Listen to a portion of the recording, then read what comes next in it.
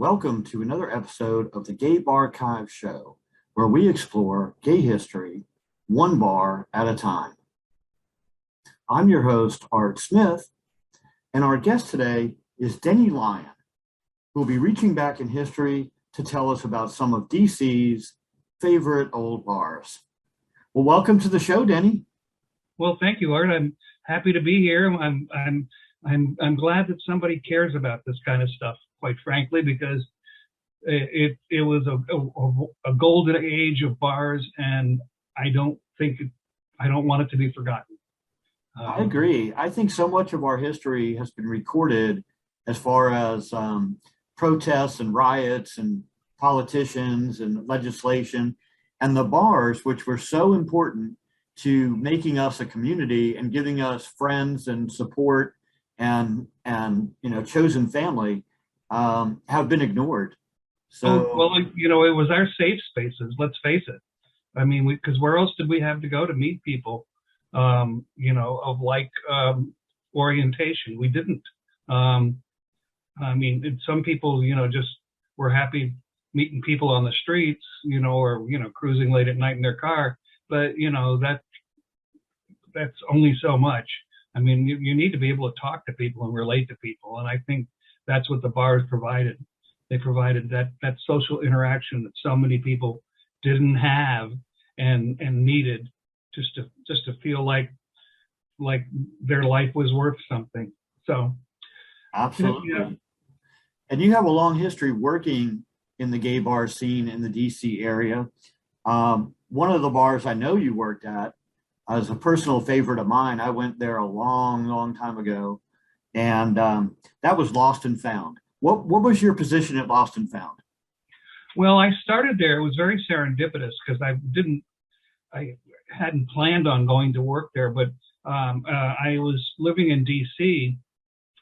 I had recently gotten out of the Navy, and I had a temporary government job, and the job ended, and the person I was renting a flat from in his house turned out to be the primary owner of the Lost and Found, who I knew he was because I'd met him through a mutual family friend, and which is how I came to be renting the flat. And we became very good friends and very close. We spent a lot of time together. I told him that I was out of work and I was looking, and he said to me, "Why don't you come and wait tables at Lost and Found?"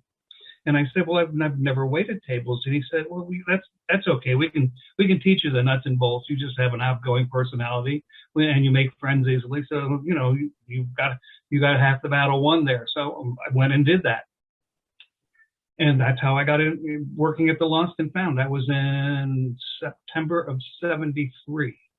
And what was his name? What was the owner's name? His name was Don Culver. He unfortunately passed away in '93. A very bizarre accident at the club, in fact. But at any rate, so I started. Was that the banner hanging accident? Say again? It have to do with hanging a banner? He was hanging. Actually, he was covering part of the outside deck with a parachute, and he was on the roof of an adjoining building, fastening it down, and the wind caught it and whipped it around him and flung him across the deck.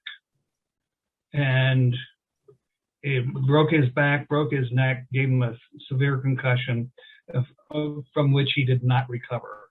It was really bizarre. It was really incredibly emotionally depressing, obviously. Because I wasn't actually working there at the time. I had gone away and was doing something else. But we still maintained our friendship, and we're very close. And I was going back there to help him out because that was the weekend of the March on Washington, the '93 March on Washington, and he was getting ready to have a busy weekend, and he needed extra staff, and he asked me to come help him out. And the reason he was putting the parachute up was that the club was booked that night for a party by one of the outside groups. I can't remember who it was, and they were having a large event there. and he thought it would be great to have that covering up on the deck to, just make it more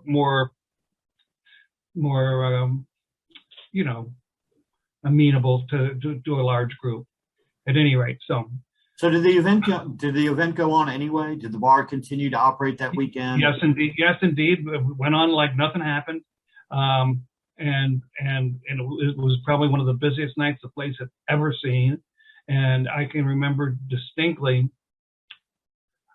standing in the dining room. Did you ever go there after they put up the glass wall to separate the dining room from the dance bar? Yes. Okay, I was standing with his partner at the time. We were standing in there looking out at the crowd, and right then we got a phone call from the hospital where he had been taken, which was DC General Hospital, which was a terrible hospital, and they had said that he had passed away. And we're standing there looking at the club, and its busiest night probably ever. And we broke out a bottle of Taringes, and which was his favorite, Blanc Noir, and we toasted him, and of course broke down and cried, but then went on with the evening as if nothing had happened, because that's what he would want.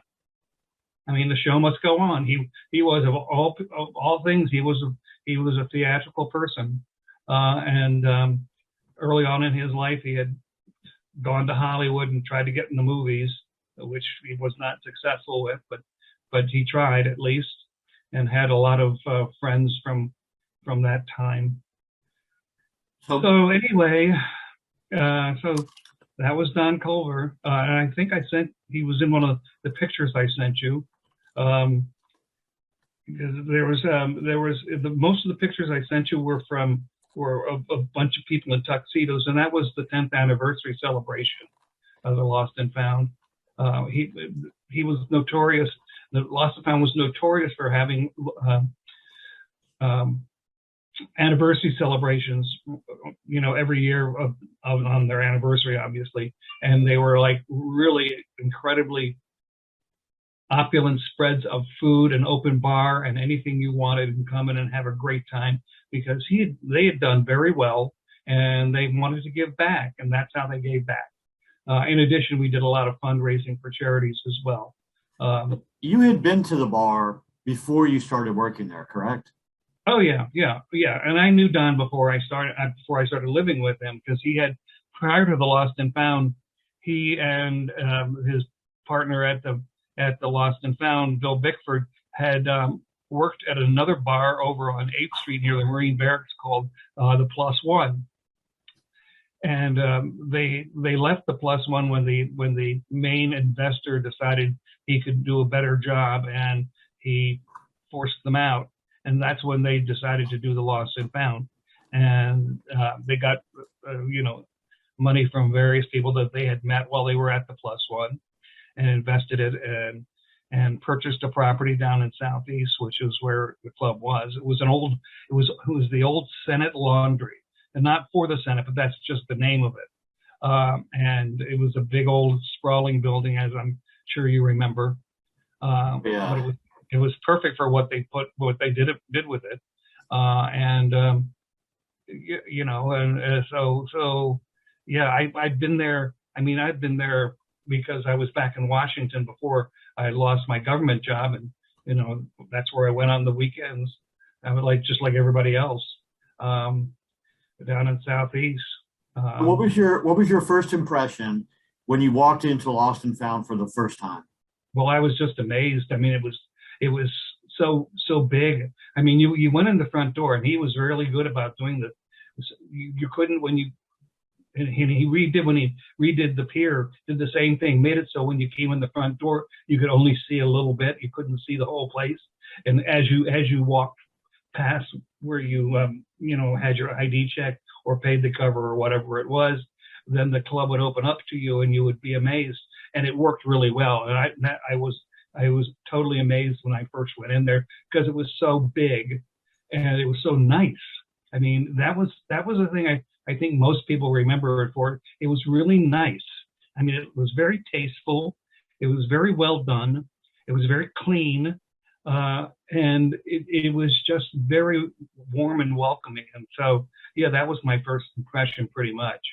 That it was just, I mean, where has this been all my life? You know, that kind of thing. Yeah, I remember it being a big, grand, fancy place. Always busy on the weekends. I don't think I was ever there during the week, but I posted I posted something in our Facebook group, say the Gabe Archives Facebook group, asking for people about memories of the lost and found. And one member, Jeff Brown, posted a comment that said, "My husband and I spent a fair amount of time there, usually with our friends. Their restaurant was good too."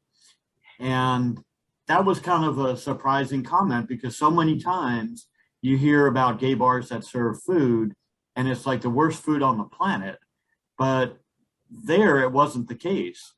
No, well, Don had decided that if he was going to, because at the time to serve booze in the district, you had to serve food. There was no tavern license or thing like that. You had to serve food, and you had to be able to prove that 50% of your income was from food, which was really a high bar to meet. But so he decided he was going to do it and do it right. And so he always hired chefs who had a good reputation. In fact, there was a couple of chefs that I worked with there who were CIA trained, you know, so that they knew what the hell they were doing. They could whip up anything you wanted and make it taste good and look good. And so he had decided that it would be really a good thing to do because nobody had that. You know, people, especially if they were having a celebratory thing, they would go to some restaurant, but they wouldn't feel comfortable about, you know, maybe, you know, being with their partner or, you know, showing any modicum of affection in a celebratory place. But here you could do that. And, you know, and nobody would bat an eye, obviously. So you know, that was part of his whole plan for doing the place. And, you know, God bless his soul for having that kind of thought. It was lovely, and the food was excellent. To put it in perspective, you're talking about a time period that's just a few years after Stonewall. You know, you're talking about something that opened in the 70s, and right. It wasn't, you know, like it is today, where you could probably take your date to, I don't know, Applebee's or Chili's and get away with it. Back then, it was a big deal. I mean, people looked at you cross-eyed if you were a group of 4 or 5 men having dinner together just as friends, because yep. Like, what's going on here? Men don't go out to dinner together. Yeah, and you're totally right about that. It was something that had not happened in the past, or was not happening at the time. So it really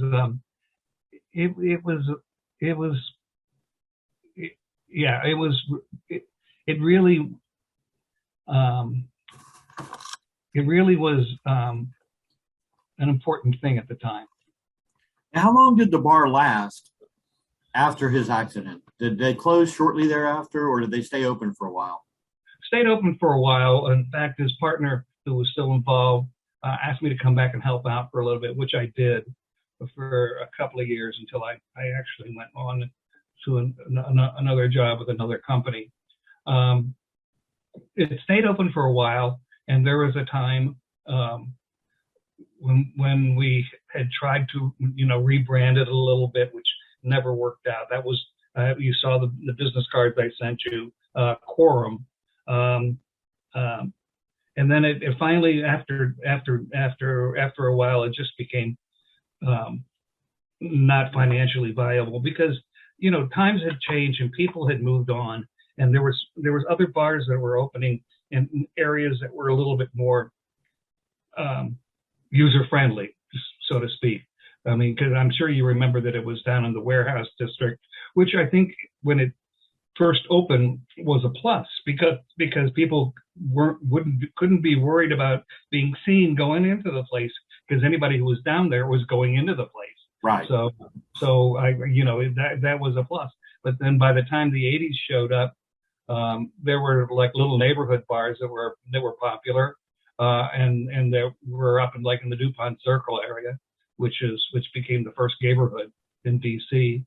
That sort of signaled the end of the road for the lost and found, because there was just really, it still had happened on the weekends, not during the week at all, and at the time they absolutely refused to close Monday through Thursday, even though there was no business.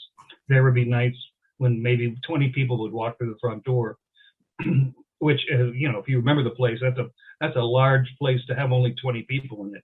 Absolutely.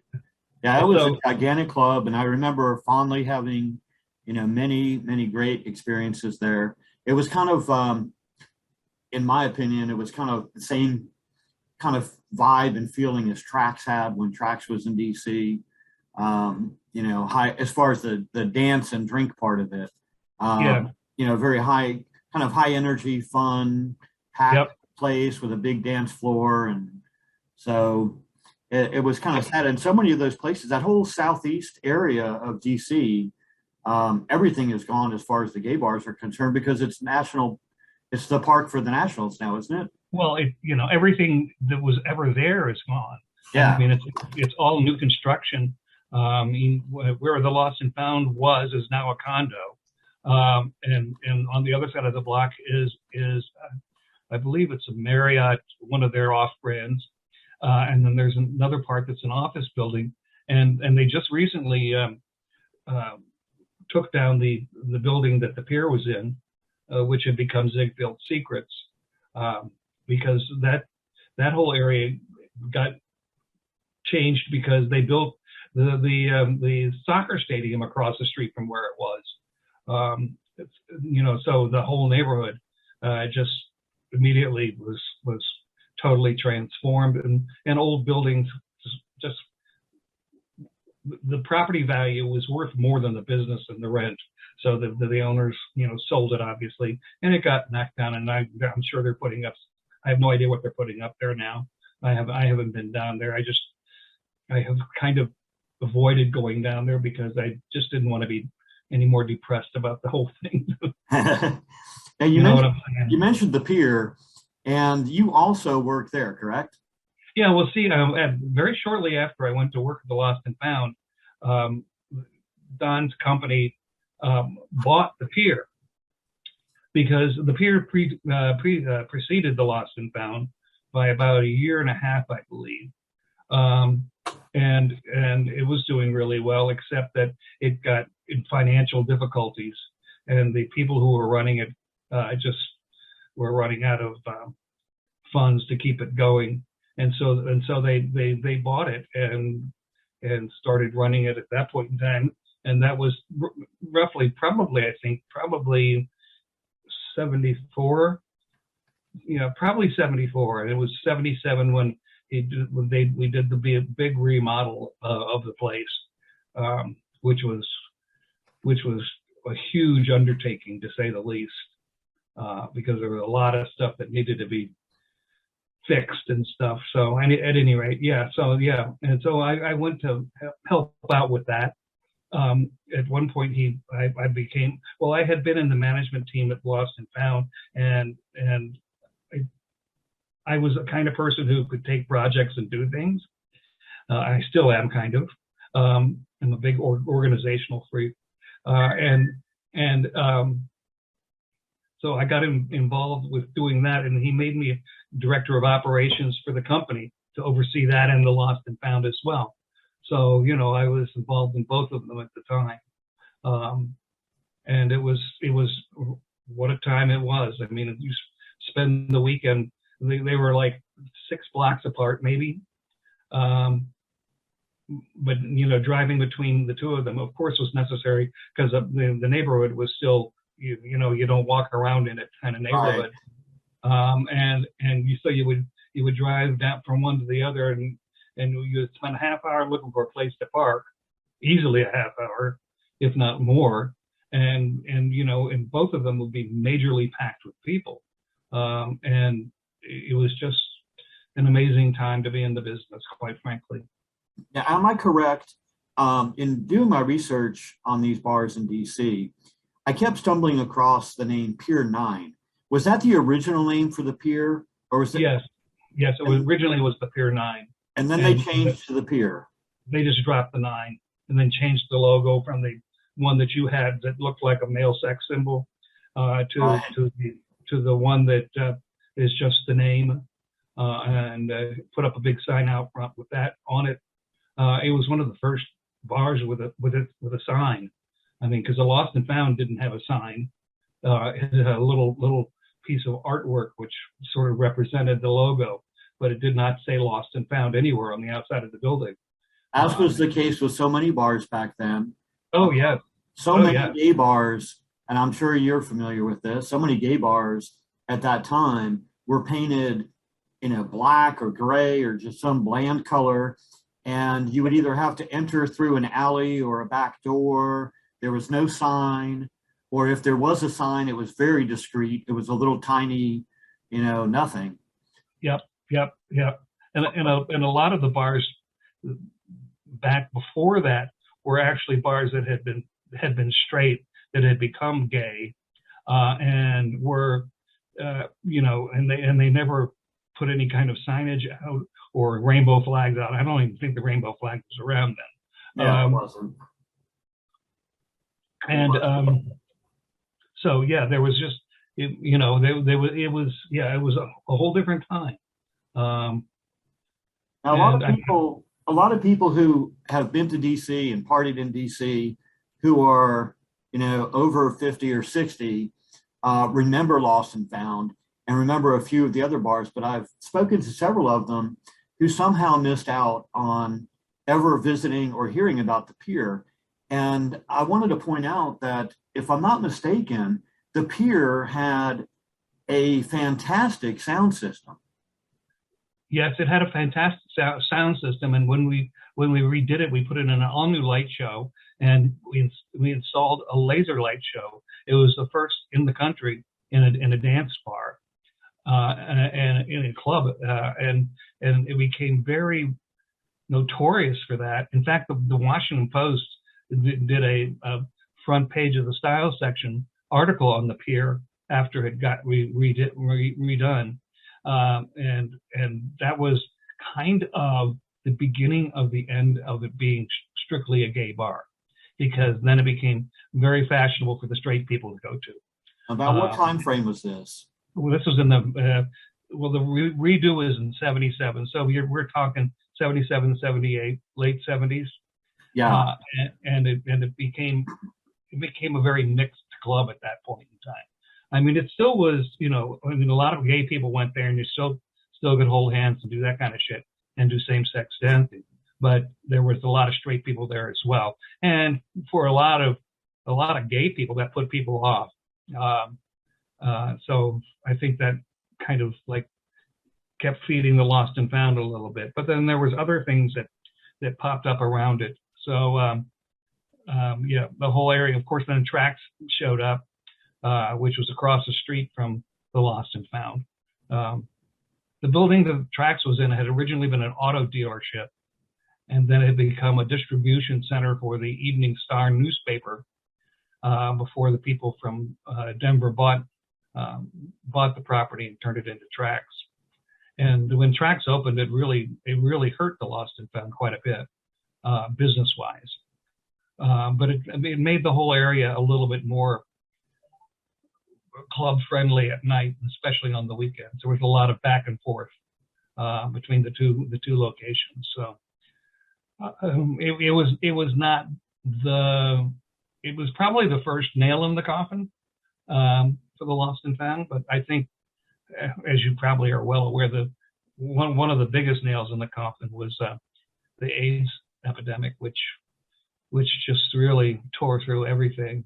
I mean, that one picture I sent you of all the people, that was the entire staff of the Lost and Found at the 10th anniversary party. And I think most of those people, if I can go through, and I can remember most of them, I remember most of their names, they did not survive the AIDS epidemic. And of course, that was reflected in the clientele as well, in that there were people that I knew that went there all the time, that all of a sudden they weren't there all the time. And it was a really sad time.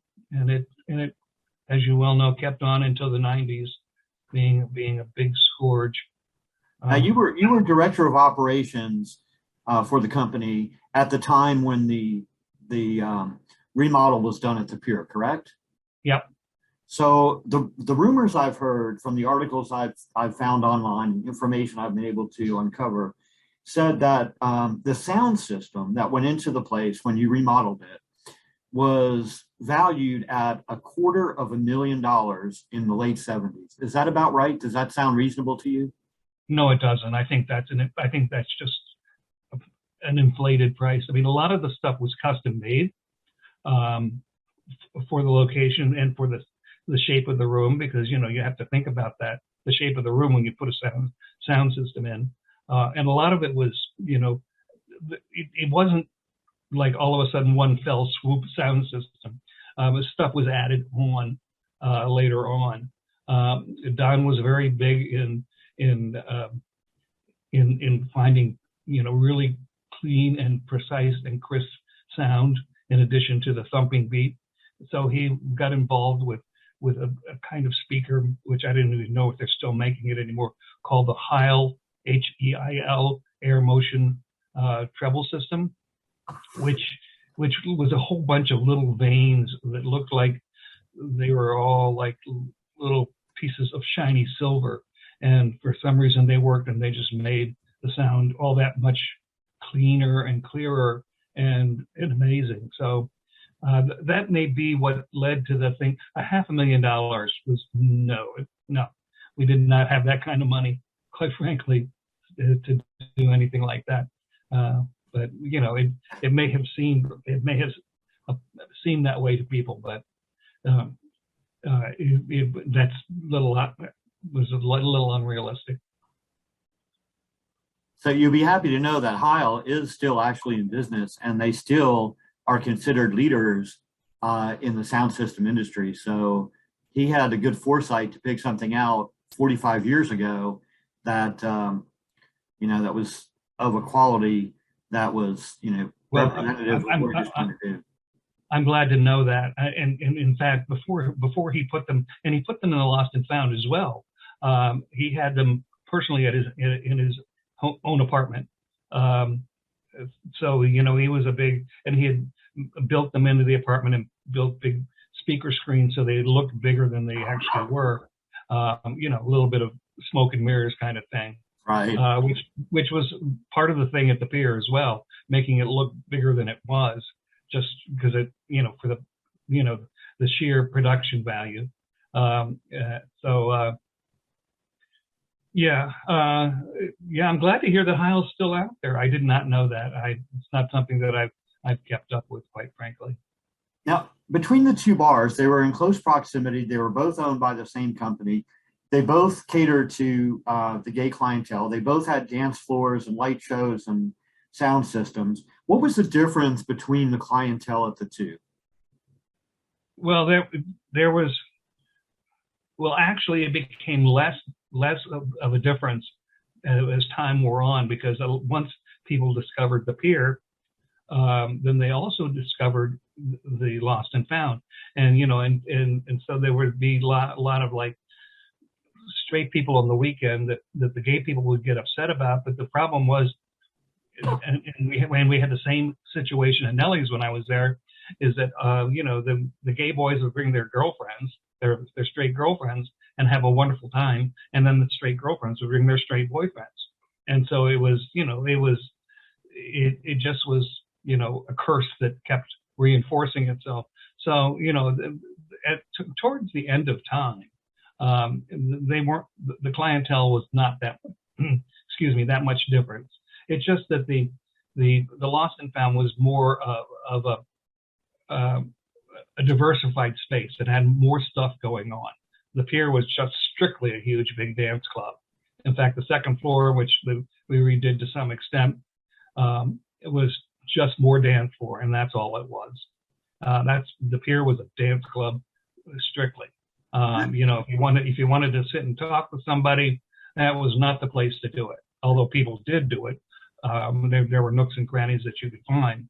But the Lost and Found had a lot more diverse areas. I'm sure you can remember there was the upstairs bar, originally called the Attic, Yeah. which was much quieter, which later on became wet. And then there was the outside deck, which of course was a quieter area. And on the other side of the deck, there was the Way Off Broadway Cabaret Theater, which I also ran for a little bit of time, producing shows over there. Way Off Broadway was originally built to do drag shows, but recurring drag shows were not revenue producers back then, not like they are now. I mean, virtually every place you look is doing a drag brunch sometime during the week. I'm sure it's the same way down there as it is up here. It's gotten ridiculous. I mean, I didn't know there were that many drag queens around. Obviously there are. Yeah, so it was originally going to be for drag shows. That was not self-sustaining, so that Don at that point in time had a friend who was a producer of sorts, who he installed as the producer of doing shows at the Way Off Broadway, and it ended up being a cabaret theater and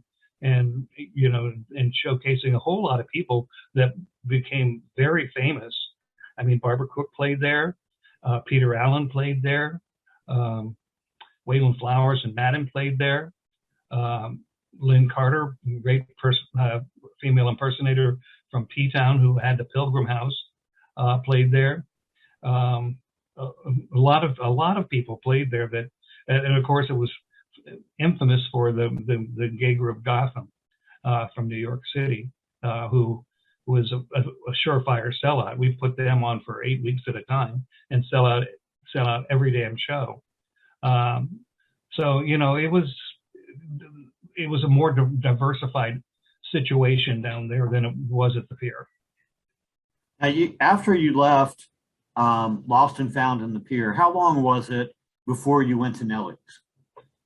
Oh, it was quite a bit of time. I mean, I left there in the early 90s, and I went and did a whole bunch of different things in between. One of the first things I did afterwards was a pizza joint up in what is now the U Street Adams Morgan area called Julio's Rooftop Pizza, and it just serendipitously had a very large gay crowd. It was a very fun place. It would serve really good food and was really noted for the brunches on Saturdays and Sundays. I remember that. I went to visit DC at one point, and you may have been working there at Julio's. I had gone to visit some friends. I think it was a Valentine's weekend or something. It was around Valentine's Day. And I was staying with a friend of mine in Roslyn, Virginia. And he wanted to go to brunch on Sunday. And so we went there, and he said his husband was going to meet us there. And I had not met his husband at that point. And his husband joined us at Julio's for Sunday brunch, which was amazing. It was huge. It was huge. I was completely embarrassed because his husband was Steve Gunderson. Was who? Steve Gunderson. He was a U.S. representative from Wisconsin. Yes. And Rob Morris was my friend, the architect who worked in historic preservation in D.C. So we had gone there. It was a great time. The brunch was awesome. The rooftop views were really cool. It was a great place. I don't know if it was supposed to be gay, but it seemed like it when we were there. Oh, it was very mixed. It was very mixed all the time. In fact, I think one of the reasons I got hired to run the place, and I was hired in as general manager, and I was taking over from one of the investors' sons who had no business running it because he had no experience and he was not doing a very good job of it. at any rate, I think part of the reason that they hired me was because of my past experience with the Lost and Found on the Pier, because I think they wanted to make the gay clientele more comfortable. And it was just north of DuPont Circle, of course. So it was very close to the neighborhood, and it still is, although it's not Julio's anymore. So I was there for like 4 years. Well, it was a great experience. So it was a lot of fun.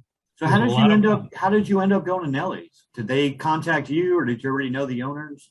Well, that's another long story. I mean, to get from Julio's to Nellie's, that we're talking 20 years. Okay, so I did other things in the 20 years. But the thing I was doing right before Nellie's is I had at one point in time, I decided I needed to figure out something to do when I didn't want to work in restaurants anymore, but it's something that was sort of connected to it. So I went to work for Micros POS Systems, which was headquartered in Columbia, Maryland, which is sort of halfway between Washington and Baltimore. And I went to work there, to sell POS systems and to service the clientele that already had the systems, making sure that they had the maintenance they had. And it turned out it was something that I absolutely hated doing. I was not real good at driving around in my car and trying to convince people that ran little faux shops that they should have a POS system, because they were more than happy to use the cigar box. And the guy I went to work for, who is still a very good friend to this day, knew I wasn't very happy, and he had people that he knew that were part owners in Nellie's, and they had expressed to him that they were looking for somebody to come and take over the place because it just wasn't really that well run and stuff like that. And he recommended me, and I interviewed, and I got the job. So that's how I got into Nellie's. And he was totally right that the owner of Nellie's, who I think you probably have heard of, Doug Shantz, had never been in the restaurant business or bar business before. He just thought it'd be a great idea, and he had this great location, and it was and still is a great location. And so the person he hired in as general manager was a personal friend of his who had no restaurant experience either. So, I don't care what your clientele is, but you got to know how to run a restaurant and a bar and do that kind of, nuts and bolts kind of thing if you're going to be successful.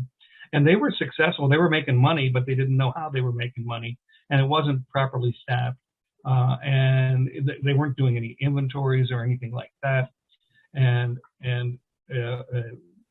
or running it the way it needed to run. And in between the times in between Julio's and Nellie's, I had worked for a variety of restaurant companies, and also for a little bit of time for Marriott Corporation. So I had learned about all the nuts and bolts and the P&L things and all the ways you needed to watch your money so that you knew that you were making money or not. And so I got all those things in there, and it was making money, and it started making more money, and we started doing a lot of really good promotions, which really increased the business. I mean, one thing that was happening at Nellie's when I got there is that they were having drag brunch on Sunday. On Saturday they just had brunch, and it just was brunch. It was pretty much the same food spread that they had on Sundays, but there was no entertainment. It was just come in and have something to eat and blah blah blah and go. And it was incredibly not successful. Just nobody showed up. I mean, some of the neighborhood people did, because it was one of the few options they had at the time. And at one point in time, I said to Doug, I said, well, why aren't we doing drag brunch on Saturdays, just like you were doing on Sundays? And he was very hesitant at first, because he said didn't want to become known as the drag place. And well, he finally gave in, and we did it. And of course, it was an overnight success, or an over weekend success, or whatever. And then it led to doing some other things, like drag karaoke and drag bingo and stuff like that. So, that's kind of how things went with Nellie's. Now, I remember when I first heard about Nellie's, as I recall, it was billed originally as a sports bar. Yes, it still is. And I remember when I first heard the name, I thought, this is somebody's twisted joke about, a sports bar named after some sissy kind of guy or something. But I No, come it to wasn't. find out the name has nothing to do with being gay. That's Nellie correct. was the owner's grandmother. Is that right? That's correct. That's correct. And somewhere in the bar, there's actually a picture of Nellie. There's two very large portraits in the bar, on the downstairs bar when you first come in. Very large pictures.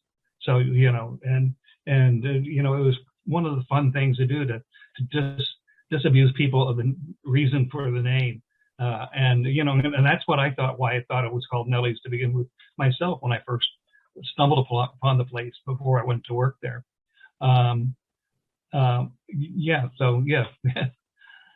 Most people, I'm not sure people really know that anymore, or if it matters to anybody anymore about how it got its name. Well, hopefully, if they watch the video, they'll know.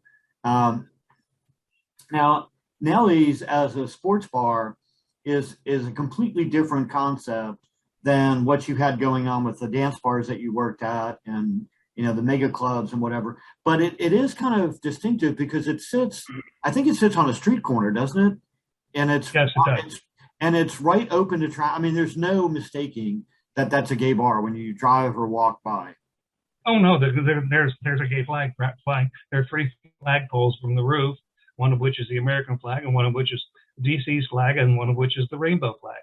So there's no doubting what it is at all at this point in time. I've seen what they do when they decorate for holidays or parades, pride parades or whatever. I mean, that building explodes with rainbows. Oh yeah. Now, what's the inside like? Well, when I went to work there, they still had the tent on the roof, which was great for when the weather was decent, but it was terrible in the late fall, in winter, and early spring when there was a lot of precipitation and it was cold out, and it wore out. I mean, it developed big holes that couldn't be patched and stuff like that. So eventually we sort of hardened it. We built we hardened the rooftop, but put in large custom-made windows that could be open to so it could mimic the outside, and there were skylights and everything. So that that happened while I was there, and there were people, there were diehards in the beginning that said, "Oh, you're ruining the rooftop." Well, we said, "No, we're making the rooftop year-round," which it did, and it was worth the expense because it did make the rooftop year-round, and people would come for the rooftop, and that actually ended up turning into a dance bar itself. The rooftop would have, and I'm sure they still do. I don't know. I haven't been there in some time. Had DJs and would have large dance parties and did tea dances on Sundays and stuff like that. So yeah. And I assume their menu was more what you would consider bar food type menu. Oh yeah. Burgers, sandwiches, salads, Yes, burgers and wings and stuff whatever. Like that. It was typical sports bar food. It wasn't anything fancy like the Lost and Found was. Now the clientele at Nellie's, does that tend to skew in a different range than you would normally see, like a dance bar? Is it a little older, a little bit more professional, or is it just a mixed bag? It's a mixed bag, and it's mostly around the neighborhood. And one thing that it has become as well, it's not very far from Howard University, and so a lot of the students from Howard make it their bar somewhat on the weekends as well. But it's a mixed bag. It was. I can't speak to it now because, like I said, I haven't been there in a couple of years. It's a mixed group of people. I got to ask, because I keep seeing this when I was looking up information on Nellie's. And Nellie's is still operating, by the way, right? Yeah. They're still in business. When did they open? Do you remember what year they opened, roughly? They opened in 2007. So it's been about 15 years. They're Mm-hmm. still in business. But Mm-hmm. what can you tell me what the story is behind the rubber duck? Oh, that was. I have seen I rubber don't. ducks in their ads. I've seen rubber ducks in pictures. I've seen rubber ducks everywhere. What the duck? And I'm looking at two rubber ducks sitting at my desk, up on the shelf above my desk. And it was just a gimmick that Doug thought up.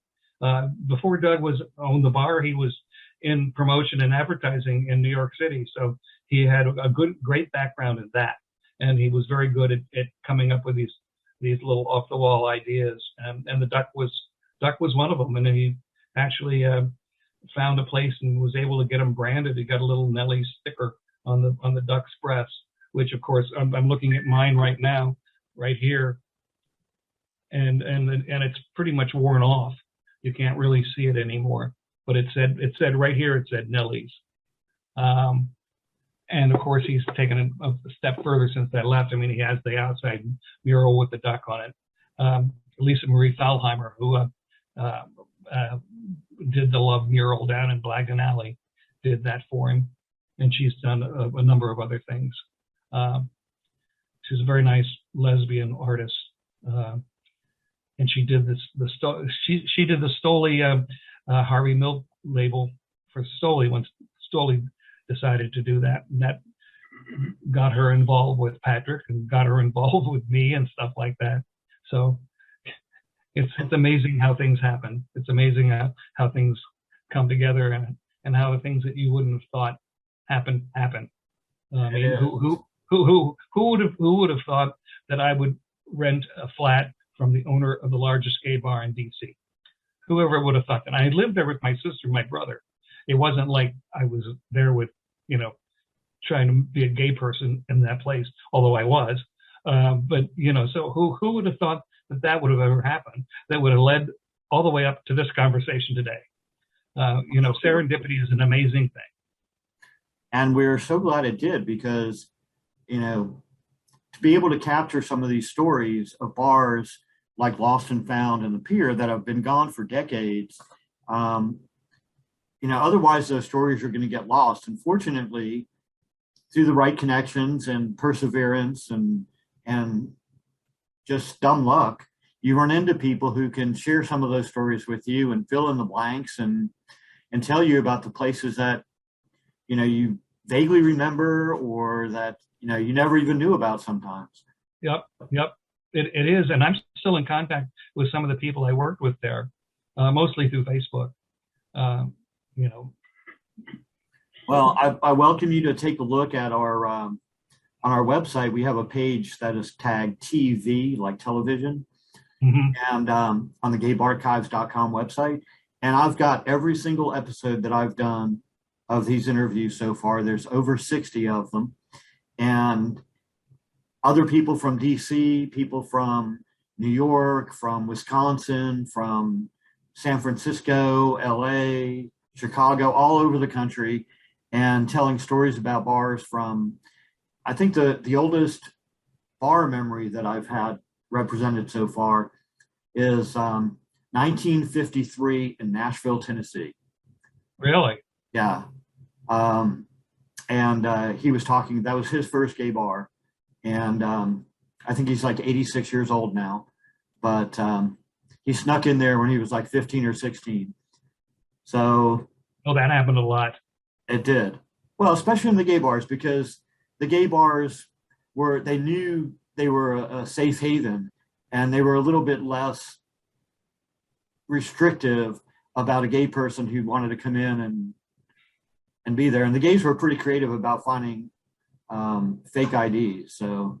Oh yeah, that was well. And the thing was that at least when I first started the Lost and Found, and before that, in DC, if you were 18, you could drink beer and wine. You had to be 21 to drink liquor. And so we had a mixed clientele, and we had a lot of younger people as a result of that. DC later on changed that and just made it 21 for everything, which everybody got pissed off about. That was in probably the middle 80s. Yeah. And yeah, and all these poor college kids, you know. Well, if they were 18 by a certain age, they were grandfathered, which is a weird thing to say for somebody who's 18 that you're grandfathered. I know, right? But it in fact was the case. In fact, the person I was seeing at the time was in the 18-year age group. So, well, so those were the days. Those were the days. And we had work in the door at the Lost and Found. We had this 5'2" both ways dyke who was really the butchest thing you ever want to see in your life. Her name was Patty Sue Anderson. She is since deceased, but she was hard, tough as nails on people with IDs, and you know, and she was really good at spotting bad ones. She was really good. Well, I appreciate you taking the time out of your day today to share some stories from your past and talk about Lost and Found, the Pier and Nellie's. And we hope you enjoyed this little trip down memory lane.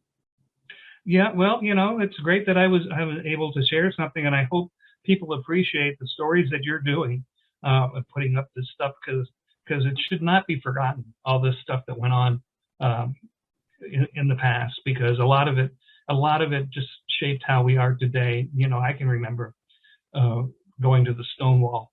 I can remember, you know, being there right after the riots. I can remember the marches on Washington and stuff like that. And people shouldn't forget about that stuff, because if we didn't have that stuff, we wouldn't have the stuff we have today.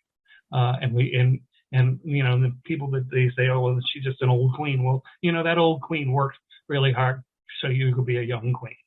And I think people need to keep that perspective going on. And I think doing this kind of thing that you're doing is a good thing for that. Thank you. That concludes another episode of the Gabe Archive Show. For more information about this episode, or to find more episodes,